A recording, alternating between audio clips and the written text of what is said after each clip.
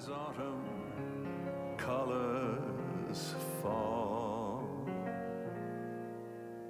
dancing in a swirl of golden memories, the loveliest lies of all. Oh, I didn't see you there. I'm just here enjoying the fire, cozying up in my big old chair, watching one of my favorite stories on Hulu. Over the Garden Wall is a Cartoon Network miniseries created by Patrick McHale, available on Hulu for only $7.99 a month.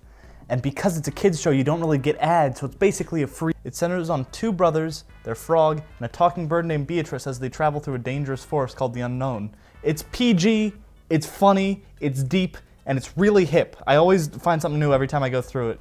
Over the Garden Wall has received a Reuben Award, 2 Emmys, nominated Best Picture at the Ottawa International Animation Festival, been nominated for 2 Annie Awards, as well as Teen Choice Award!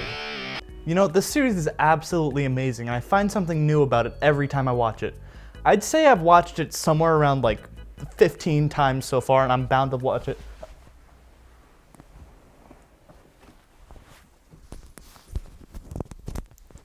Hi, I'm also here, and it was my first time watching the series, so in addition to Adam's analysis, I'll also be giving my own 2 cents towards the show as a first-time viewer. That's all. Now pals, I'm gonna let you know right now, this video is gonna contain spoilers to every degree. That's a lot of degrees. And if you're being forced to watch this in one of my classes, well, sorry, buckaroo! Colors fall.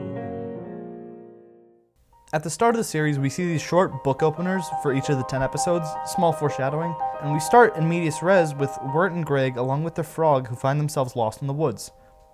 They briefly meet a talking bird but are startled and taken in by a mysterious woodsman with a dark lantern.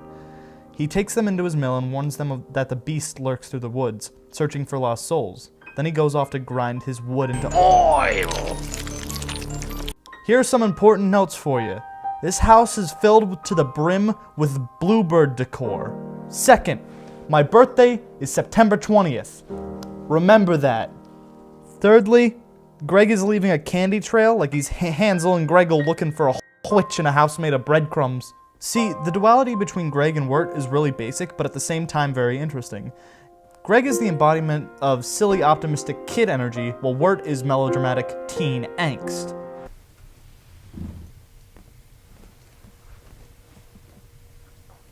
While the woodsman works, Greg encounters a mostly spooky wolf.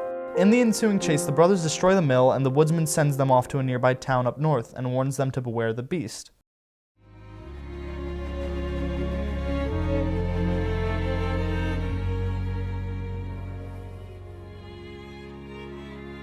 The boys re-meet Beatrice, who was briefly talked about in the previous episode.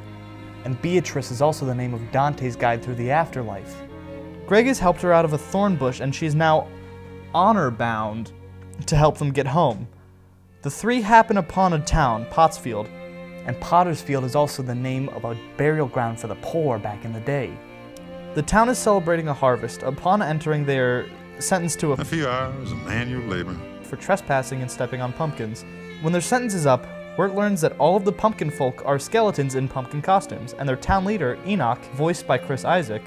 You know, there's a lot of voice talent I haven't mentioned yet, so I'm just going to hit you with a lot of the ones that I've missed so far. Wirt is voiced by Elijah Wood, Greg by Colin Dean, the Woodsman by Christopher Lloyd, and that's most of them so far. Enoch tells Wirt that you'll join us someday. Because he's dead, and someday Wirt will die, and it's scary. I'm sorry I have to whisper. My uncle is sleeping.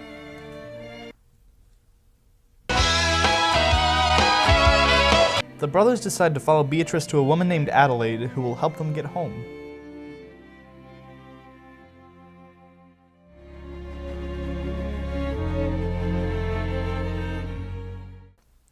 This episode was mostly just a big fat goof Because it's still a kids show, they wanted to keep a lot of the episodes very lighthearted. So instead, I'll be doing a live-action recreation for you.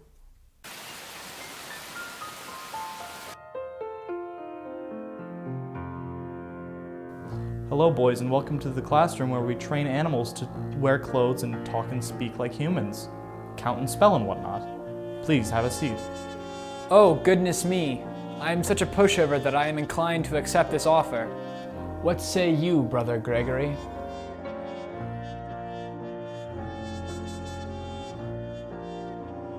Oh, potatoes and molasses. If you want some, What is going on here? It is I, the funder of this institution to teach animals to count and spell, and also the father of the fine teacher here. What is all this nonsense with instruments? I won't be having any of it. I'm taking these instruments away. Goodbye. Oh, goodness me. If only I, the funder of the school, could pay for this school, but alas, I cannot.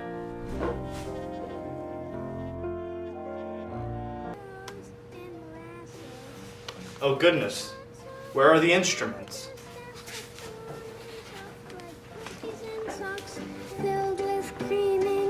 What is all this hullabaloo?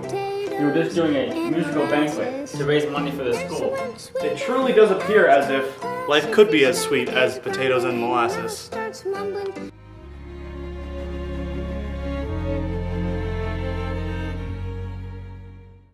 Wirt and Greg visit a tavern to ask directions to Adelaide's house. The tavern people ask what role or label Wirt falls into.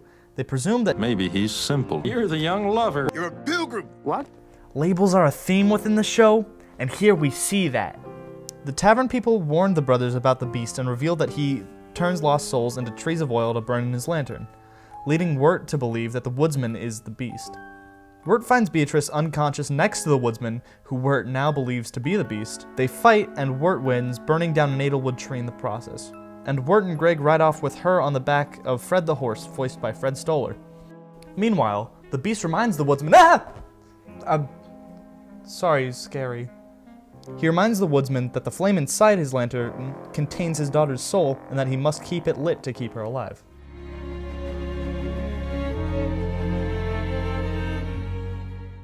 Needing 2 pennies to take a riverboat on over to Adelaide's, like Charon needed 2 coins to ferry souls across the river Styx. Beatrice convinces the boys to stay with the mentally unstable millionaire Quincy Endicott, voiced by John Cleese, to quote, Flat out stealing from him? What? "There's a ghoul and a fright and a talking horse, and they fall in love, and the boys get a couple of shekels, but Greg over here tosses them into the inky abyss of Uncle Earl's koi pond like they're yesterday's socks."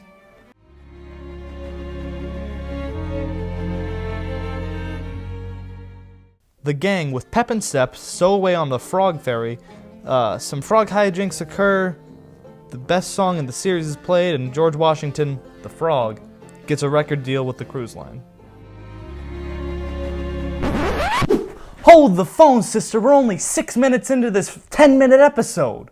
See, the plan for this series was originally just to have 17 episodes, but a lot of them had to get cut down, erased, or mixed in with others. So here we see that in occurrence. So we still have another episode to get through, but this time it's only going to be 5 minutes long.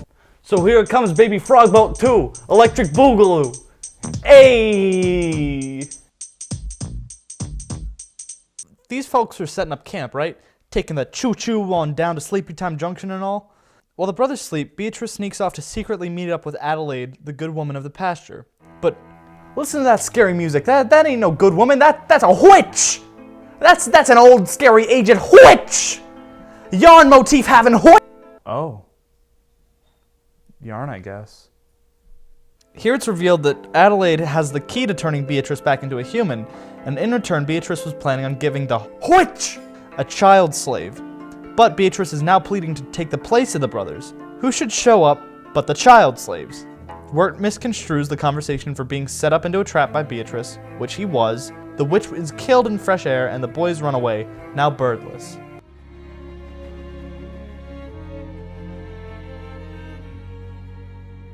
So, I'm sad about the bird going away. The boys walk through the forest, not certain of what to do now that their guide is gone. They are again encountered by the woodsman, who warns them to beware the beast and stay strong in body and spirit. So they run away and sneak into a house with a girl and her ghoul aunt, voiced by Tim Curry. The girl turns out to be a ghoul, and the ghoul aunt is just an ugly, it's not really a monster. So they exorcise the ghoul from the girl, and they keep walking.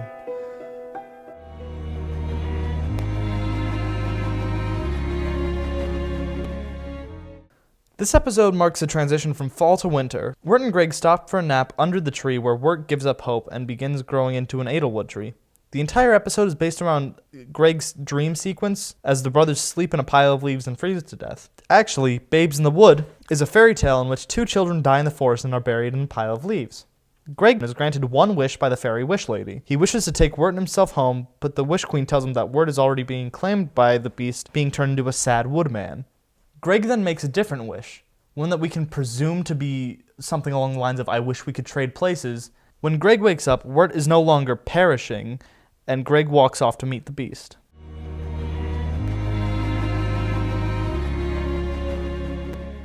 So Wirt is in his room, jamming out to modern alternative rock with his Nintendo Wii and a 7-Eleven Super Big Gulp and... What?! This whole dang old time, you've been telling me that these were like gnome kids in the 1800s, but no, I guess they're just millennials. Alright. I'll bite. It's Halloween. Wirt and Greg are in Halloween costumes. I get it now. Also the candy from earlier, remember that? I told you to remember. The episode consists of Wirt following around his crush, Sarah, while Greg tags along. The brothers end up in a graveyard, the Eternal Garden, with a small gathering of teens. In the graveyard, there's only one marked grave, Quincy Endicott's. He was the millionaire from earlier, 'cause they're dead. The police break up the party, and Wirt and Greg climb over the wall of the cemetery. The cemetery is called... It's called the Eternal Garden, and this the wall of the garden, and so they're over the garden wall. After climbing over the wall, they land on a set of train tracks. Greg finds a frog and the train comes along. Wirt tackles Greg in order to get the two of them out of harm's way, but end up tumbling off a cliff into a freezing pond. And the episode just cuts with the two of them sinking in the water. Gosh, I just came here for gnomes and fairy tales and whatnot, but I think I just watched two children perish. Oh, and by the way, at the start of every episode, there's a faint train whistle that you can hear. Foreshadowing and whatnot. I didn't want to tell you because it was a secret, but now it's not. Wirt awakens in the care of Beatrice's family, but quickly leaves into the blizzard in search of Greg. He runs into Beatrice, and, somewhat begrudgingly, Wirt joins her in the search for Greg. Meanwhile, the woodsman is running out of oil for his lamp to keep his daughter alive. Meanwhile, Greg is doing tasks for the beast as the beast slowly lets the cold kill him. Meanwhile, it's midnight, and the woodsman tries to save Greg from the Edelwood, but goes off to fight the beast. Meanwhile, Wirt and Beatrice have found Greg, pick up the dark lantern, and begin freeing him. The woodsman is defeated and lies at the beast's feet. In hopes of manipulating him, the beast offers Wirt a deal. Take on the task of lantern bearer, or watch your brother perish. Wait, that's dumb. I'm trying to help you. You're not trying to help me. You just have some weird obsession with keeping this lantern lit. It's almost like your soul is in this lantern. Wirt hands the lantern back to the woodsman, who blows the flame out, killing the beast. We see the beast in one frame. One single frame this entire show, and he is just awful. And I'm going to slide him on the screen. I'm not going to cut to it. Here it comes. I'm sorry, it's got... Dang. What a ghoul. The beast's name references one of the names of the Antichrist in the Bible. His turning children into trees is a reference to the seventh circle of hell in the Divine Comedy. More specifically, it's a punishment for those who commit suicide. This fits the beast's nature as a loss of hope. His design is also based off the Wendigo from Native American folklore, a cannibalistic deer spirit. After the beast is destroyed, Wirt and Greg make it home without any real explanation. They just sort of wake up in the pond, climb out. Wirt gets the girl. In the end, we get all these bookends that show us that Beatrice gets turned back into a human. She's living back in the mill where the woodsman was staying. Everything wraps up very nicely. And all's well that ends well and whatnot.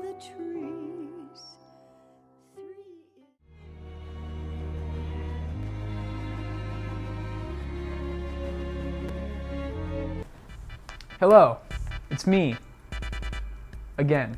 As I said earlier, this is my first time watching this series Over the Garden Wall, and I have to say, as a first-time viewer and someone who used to like cartoons when they were younger, Over the Garden Wall's got a lot to offer to multiple audiences. It's not just for kids, but there's definitely an appeal to children in it. There's a lot of heavy themes that only adults will pick up on.